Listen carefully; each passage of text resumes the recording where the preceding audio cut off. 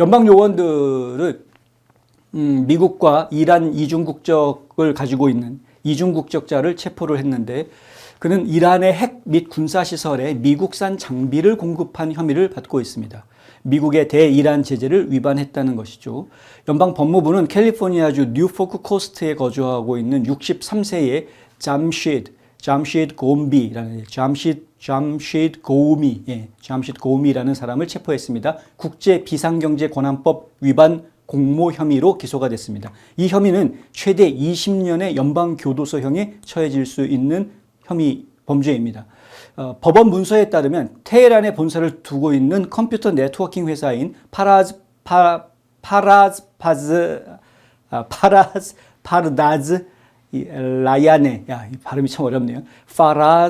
파르다즈 라야네, 이 회사의 설립자라고 합니다. 그런데 이 회사를 소유하고, 그러니까 이란의 한 회사를 소유하고 있고, 그리고 미국에서도 사업을 하고 있는 거죠. 이 소유주 겸 CEO라고 하는데요. 10년 넘게 자신의 회사를 이용해서 미국 재무부의 해외 자산 통제국의 승인 없이 이란 고객들을 위해 미국산 네트워킹 장비를 조달한 혐의를 받고 있습니다.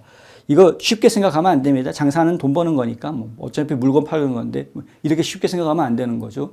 뉴욕 포스트에 따르면 그는 자신의 IT 회사에서 연간 $10,000,000 이상의 매출을 올리면서 국세청에 신고한 최대 소득이 $20,000,000였답니다. 양심의 털이 나도 이렇게 나면 안 되는데 $10,000,000 벌면서 소득 신고를 $20,000,000 했다. 야, 무슨 배짱입니까? 사는 집은 이런 집입니다. 이 집이 지금 고미라는 사람, 체포된 사람이 사는 집이고요. 이 집에서 체포했는데 집에서 끌고 나왔거든요. 근데 이렇게 엄청난 캘리포니아의 엄청난 대저택에 뒤에 보니까 수영장도 있는 것 같은데 그 대저택에 살면서 그러면서 소득 신고는 $10,000,000 버는 사람이 $20,000,000밖에 소득 신고를 안 했다. 빌 에세일리 연방검찰 제1차장 검사는요, 성명을 냈는데요.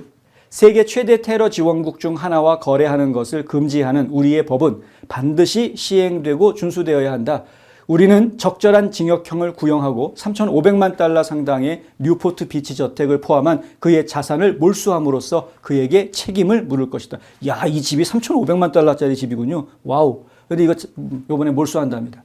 해당 부서는 고미가 자신의 행위가 불법임을 알고 있었으며 공범들에게 선적 서류에서 자신의 이름을 빼고 이란으로 향하는 화물의 송장을 누락하도록 지시하는 등 고의적으로 이를 은폐하려 했다고 지금 소장은 주장하고 있습니다. 고미는 오늘 오후 캘리포니아주 산타아나 연방법원에서 첫 재판에 출석할 예정입니다. 지금 이란과 전쟁을 벌이고 있는 상황. 근데 이란과 미국이 전쟁을 벌이고 안 벌이고를 떠나서 기본적으로 오래되지 않았습니까? 이란이라는 나라가 만들어진 이래로 지난 47년 동안 이란이라는 나라는 계속해서 미국을 적국으로 선포를 했었고 미국의 죽음을이라는 슬로건을 계속 외쳐댔던 나라입니다. 그런데 지금 그걸 이런 이란 국적자가 미국에 와서 버젓이 엄청난 부를 누리면서 사업을 하고 있었다. 그리고 정작 미국에는 세금 신고를 안 하고 있었다. 안 한 거나 마찬가지죠. $20,000,000 소득이라고 그러면.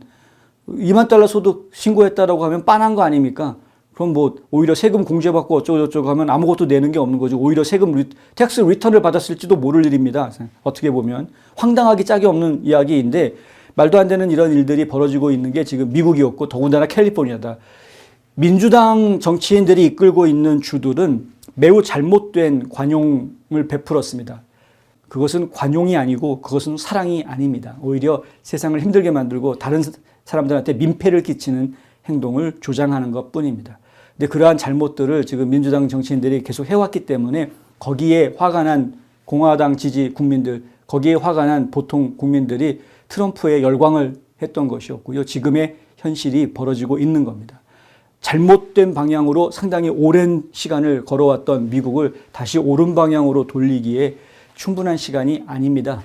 아직까지도 지금 계속 싸움이 벌어지고 있는 상황이고요. 계속해서 좀 더 노력이 좀 필요한 미국이란 나라를 정상화하기 위해서는 더 많은 노력, 인내 이런 것들이 좀 필요한 그런 상황입니다.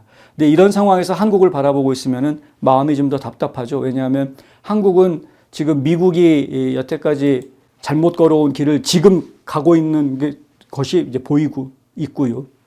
이걸 다시 돌이키기에는 너무나도 힘들어 보이는 그런 신호들을 자꾸 내고 있기 때문에 저희는 상당히 좀 이렇게 미국이 잘못된 방향으로 가는 거를 경험을 하고 그걸 바른 방향으로 옮기려고 고군분투하고 있는 이런 상황에서 한국을 바라보니까 그게 뼈저리게 와닿는 겁니다. 저희 입장에서는. 그래서 상당히 마음이 좀 착잡하고 아프다라는 이야기를 함께 또 드립니다.